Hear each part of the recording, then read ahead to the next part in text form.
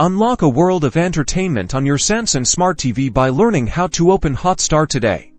First, grab your Samsung TV remote from your TV's home screen. Locate and navigate to the Samsung App Store. Once you're in the App Store, you'll see a search option. Select the search bar and type in Hotstar. The Hotstar app should appear in your search results. Select the Hotstar app icon to view its details. On the Hotstar app page, you'll see an option to download or install. Press the download or install button on your remote.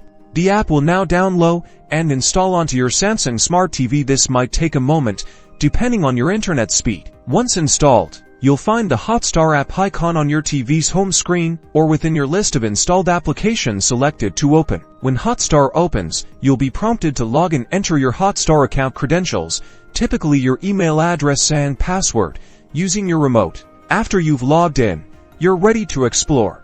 Browse through the extensive library of movies, popular TV shows, and thrilling live sports available on Hotstar. From gripping dramas and hilarious comedies to live cricket matches, your next watch or exciting game is just a few clicks away on your Samsung Smart TV.